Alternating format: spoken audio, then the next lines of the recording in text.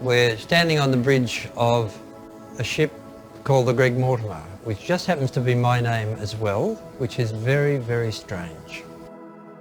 What does it feel like having a ship named after you? It's more bizarre than you could possibly imagine. It's very confusing because everywhere I walk on the ship, I see things with my name on it. So that's humbling and disorienting at the same time. This vessel is a world first. It's extraordinary. It is a new class of ship. It's a 1A Polar Class 6 vessel.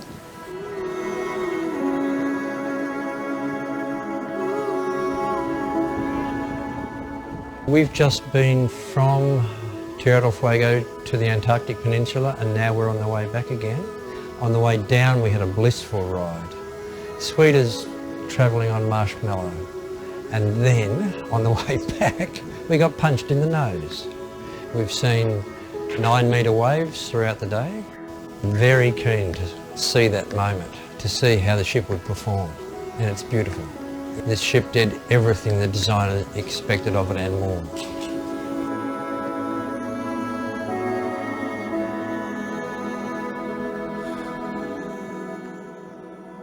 The bridge is my favourite place on the ship. I spend most of my day while we're on the ship up here, and it's like, in this case, being on the Starship Enterprise.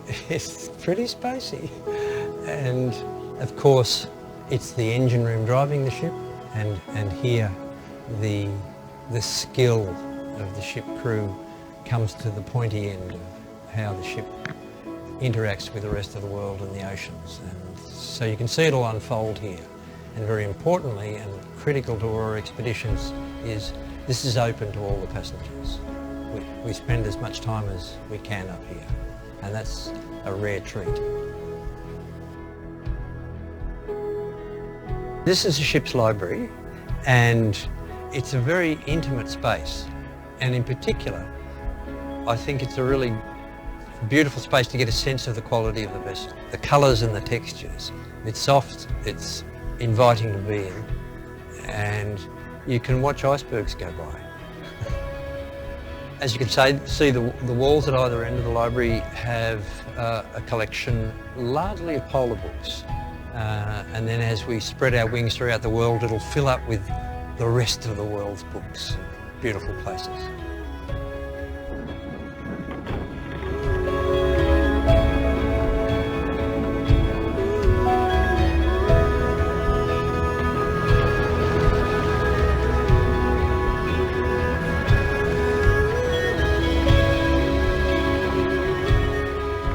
This is the Elephant Island Bar, and we're right next to the lecture room, and some would say it's the heart of the ship. Not because it's a bar, because it's a meeting point. There's a reception and dining room nearby in the lecture room, and it's a lovely open space, graced by a piano in the corner, and it's a nice, deliberately styled, relaxed place. So, as you can see, it's a fairly slick, it's a sophisticated, relaxed place. Bearing in mind that we're not a formal company. It's a very fine space, but we might come in here after a landing in our long johns or our outdoor gear. And down the corridor you can see the main dining room, our dining room. This is on deck 5, and then on deck 7, where the library is, there's also a gymnasium, a spa and massage room.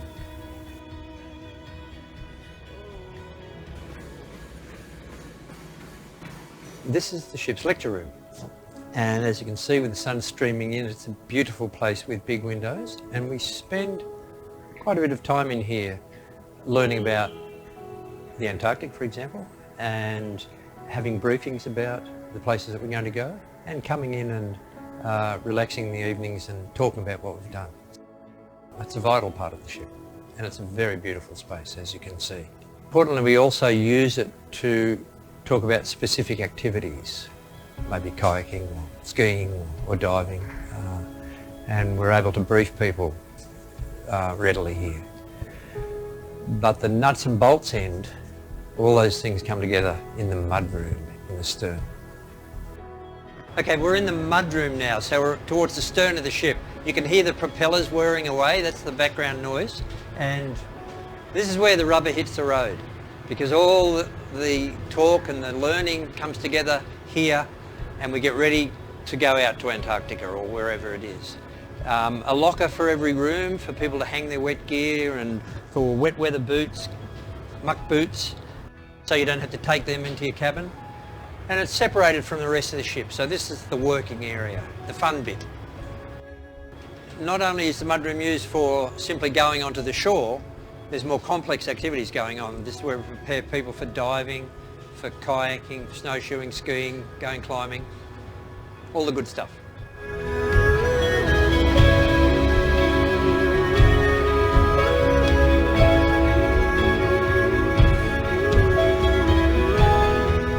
What you see in the mudroom, in the design of the mudroom, and it extends throughout the ship, is a synthesis of 25 years of our experience.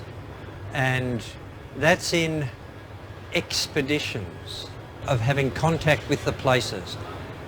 And dare I say it, as extraordinary as the ship is, for Aurora, it's all about the place. It's about getting out there in the place. That's what makes us tick.